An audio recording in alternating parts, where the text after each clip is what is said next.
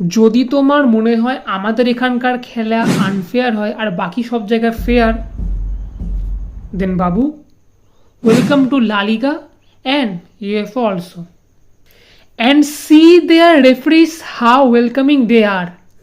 La Liga or UCL মানে controversy, R guess what, কোন ম্যাচগুলোতে controversy দেখা যায়? যেগুলোতে রিয়াল মাদ্রিদের খেলা পড়ে। সো বেসিক্যালি পুরো ম্যাচ আমরা দেখেছি, but that penalty shoot out part was most interesting and controversial. তো দেখো, in penalty shoot out Real Madrid শুধু একটা পেনাল্টি মিস করেছে, আর অ্যাথলেটিকো মাদ্রিদও অনলি একটা গোল মিস করেছে, আর আরেকটা গোল ডিসঅ্যালাউ হয়েছে, যেটা অ্যালভারেজ মেরেছিল। এবার এটা গোল ছিল কি ছিল না, তার থেকে বড় টুইস্ট হচ্ছে আলভারেজের যে দুটো পা টাচ হয়েছে বলের সাথে, এটা আগে কে নোটিস করেছে?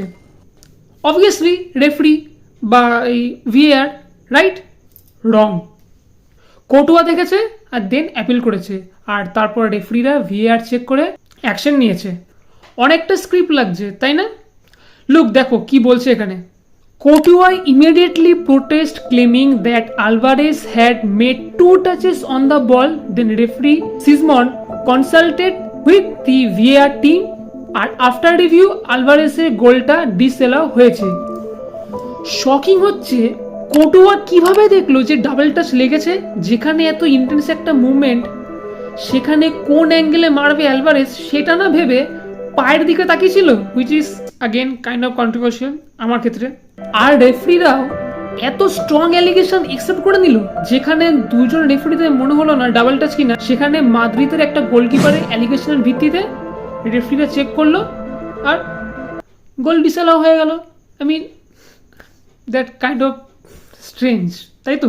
মেবি ওদেরও হয়তো কোথাও একটা মনে হয়েছে যে এই অ্যালিগেশনটা ভ্যালিড, তাই উই ডোন্ট নো। আর এটাও ঠিক, আইএফএফবি তো ল 14-এ এই রুলটা আছে যে পেনাল্টি শুট আউটের টাইম যদি বলের মধ্যে দুবার টাচ লাগে প্লেয়ারের, তাহলে দেন এটা ডিসঅ্যালাউ। তাই নিয়মটা ঠিক আছে, সেটা নিয়ে কোনো অসুবিধা নেই। রুলটা is kind of judgemental, but হ্যাঁ, রুল ইজ রুল, এটাও ঠিক। But the thing is that এটা রেফারিরা দেখলো না, বা তার আগে কোর্টও অ্যাপিল করে নিল, আর তার ভিত্তিতে রেফারি ভিআর চেক করালো, বা আমি যেটা বললাম হয়তো রেফারিদেরও মনে হয়েছে যে এটা হয়তো ভ্যালিড পয়েন্ট, তাই। But the actual part is আলভারেজের গোলটা 360 অ্যাঙ্গেল দিয়েও দেখলে কোথাও একটা আমার মনে হচ্ছে ডাবল টাচ ছিল, আবার কোথাও একটা মনে হচ্ছে ডাবল টাচ ছিল না। কারণ অফিসিয়ালি আমরা কোনো এখনো ভিডিও পাইনি, যেটাই আমরা দেখছি সেটাই হচ্ছে ভাই একটা এডিট, তাই ওইভাবে তো ক্লেম করা যায় না। বাট যেটা মেন কথা এখন ডিসাইড করে লাভটাও বা কি? হু গিভ আ শিট, কারণ খেলা শেষ, রিয়াল মাদ্রিদ অলরেডি কোয়ার্টার ফাইনালসে উঠে গেছে, তাই এখন কিছু যায় আসে না।